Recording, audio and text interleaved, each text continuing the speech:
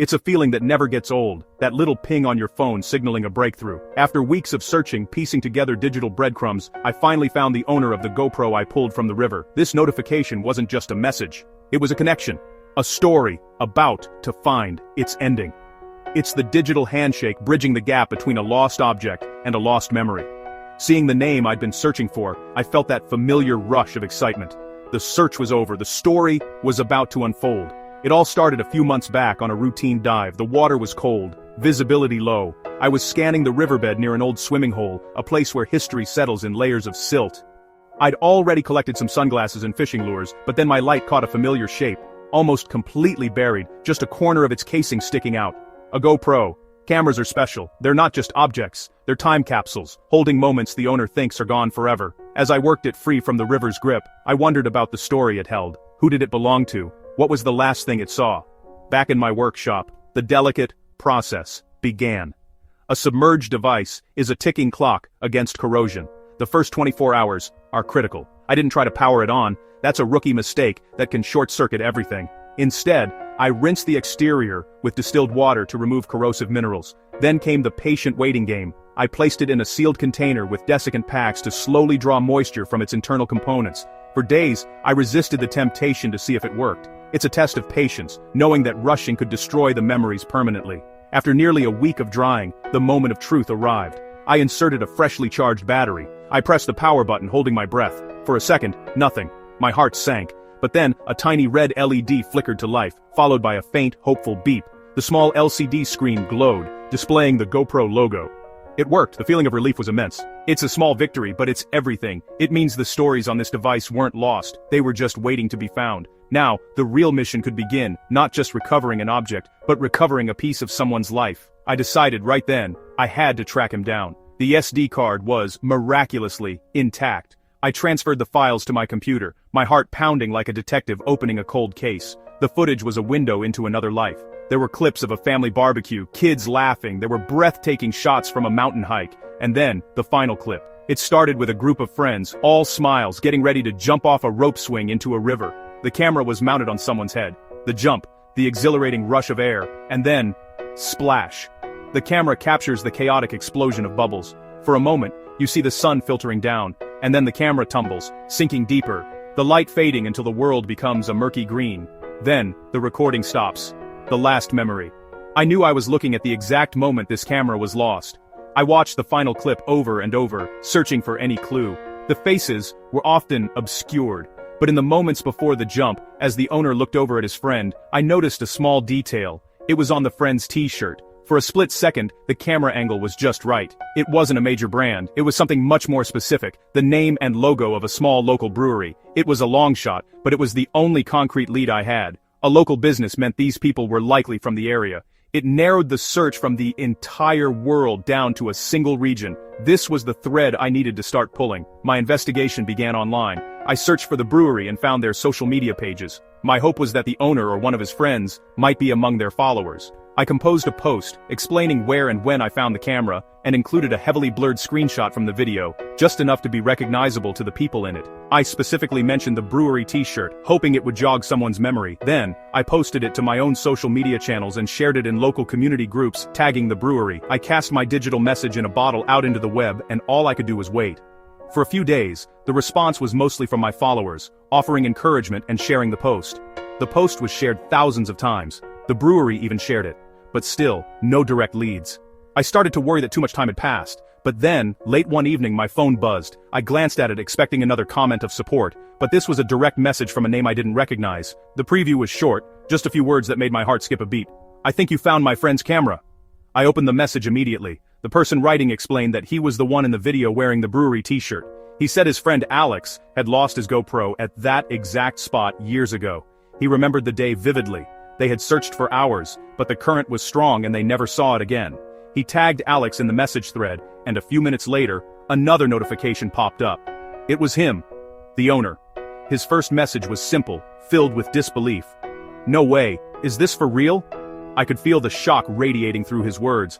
I asked him a few verifying questions about the content, the mountain hike, the family barbecue, details only the true owner would know. He answered everyone perfectly. It was him.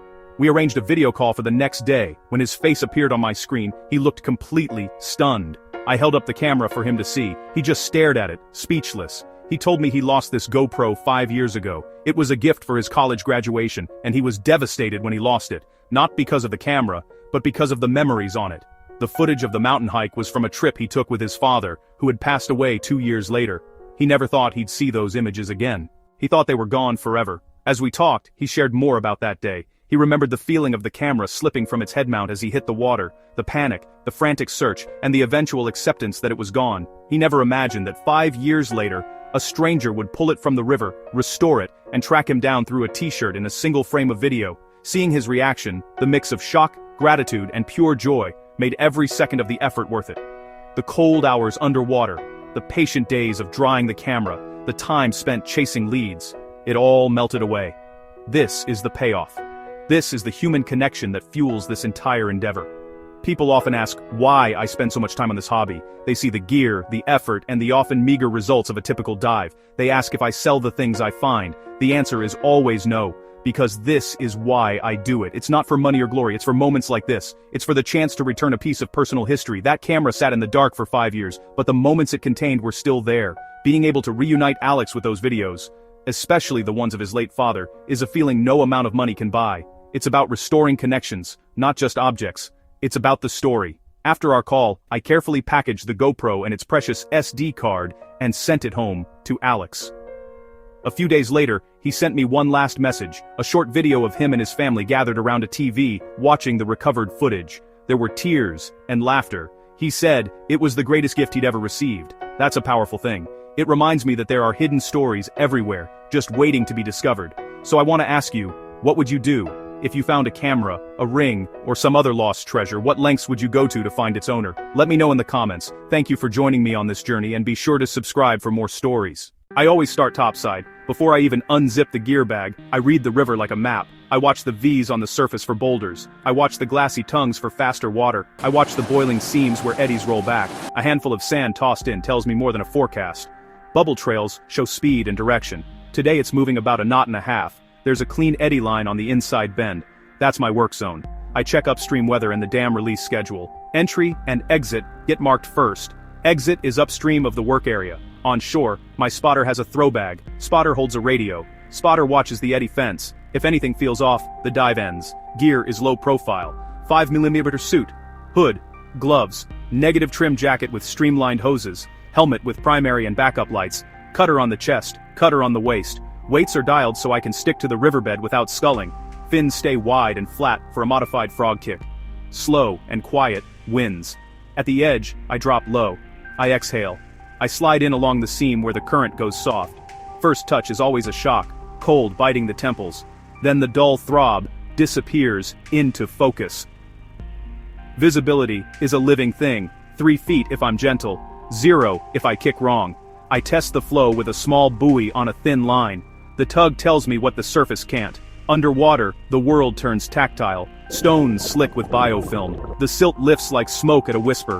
One hand on cobble, the other sweeps slow arcs, watching the plume trails bend and point to the subtle downhill. I work the lee side of boulders. I work inside bends. I work the downstream shadows of log jams. Every motion is deliberate. Trim flat, knees up, ankles quiet. If the silt blooms, I wait. The river writes in slow motion. I let it clear and read the page again. I check entanglement points constantly. Monofilament on the wrists feels like spider silk before it bites. Abort rules are preloaded. Visibility below a foot. A surge hits. Creeping tunnel vision from cold. Any one of those, we're done. The GoPro didn't flash like treasure. It felt wrong under my fingers. Edges too square. Texture that didn't belong. Buried to the corners. Wedged in pea gravel behind a rock. I fanned once. I watched the silt peel away. The river gave up its secret. Bagging is slow. Keep the mesh tight. Don't balloon the profile. Never lift the bottom.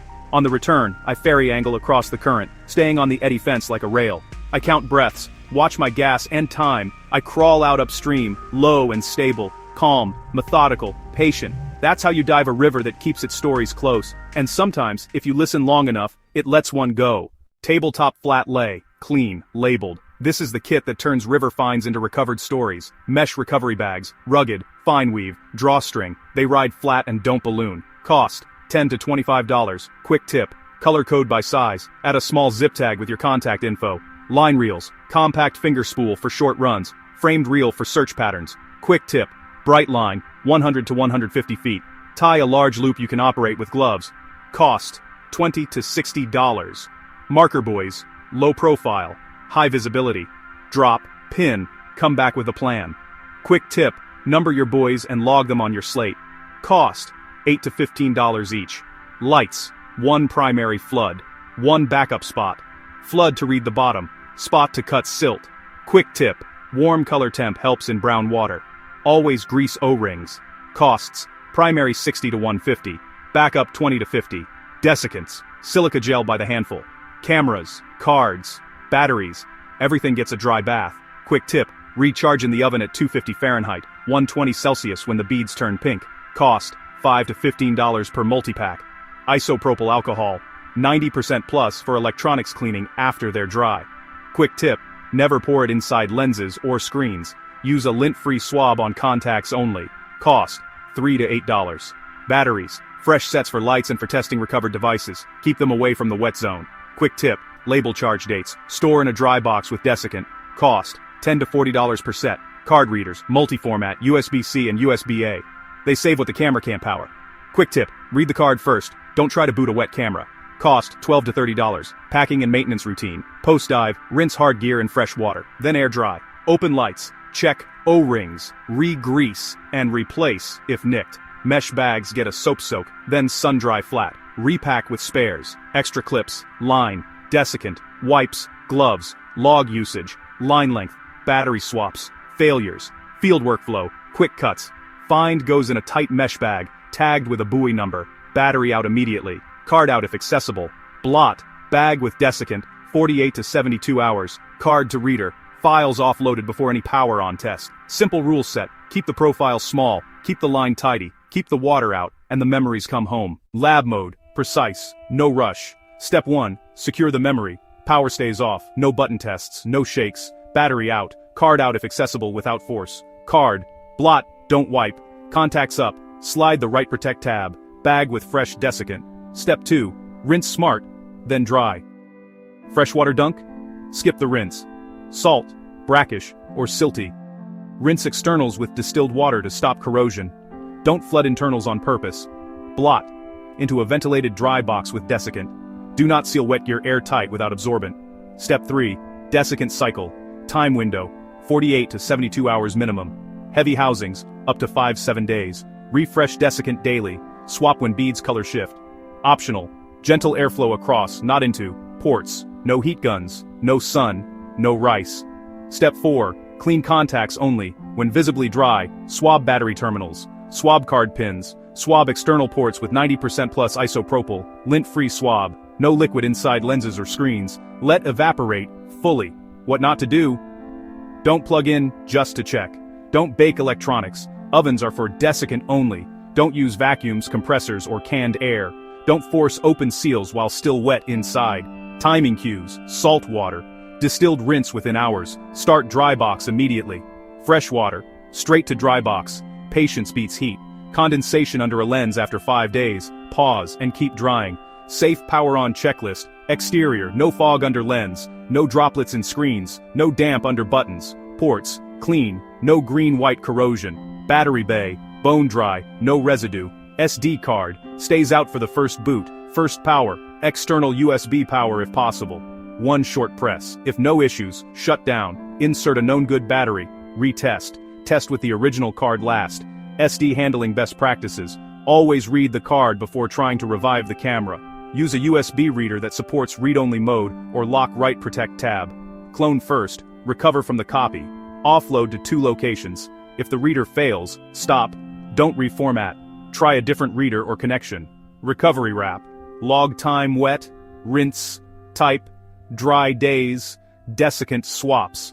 Replace any suspect O-rings before next dive. Simple rules win. No power, no heat, no friction. Just clean, dry, verify.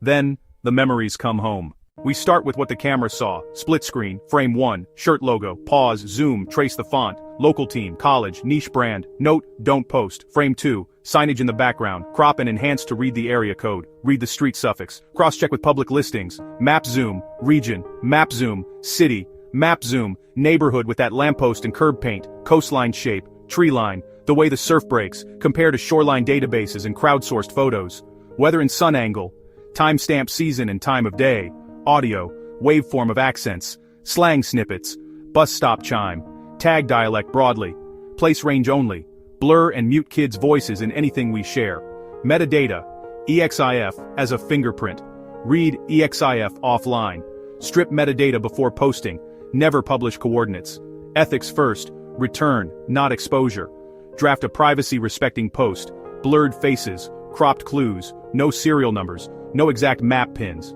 Example post text, found camera, seeking owner, identify the unreadable detail, share to local dive shops, share to community groups, share to park pages, share to brand fan forums, log each hint in a lead spreadsheet, verify replies, shirts inside joke, verify replies, peers missing plank, verify replies, the nickname heard on the boat, when two independent clues align, DM and request private confirmation photo, request a unique clip from the card if needed, if matched, set a neutral handoff point, or ship insured, no surprise tags, no public reveals without consent, memories go home, the trail goes dark as it should.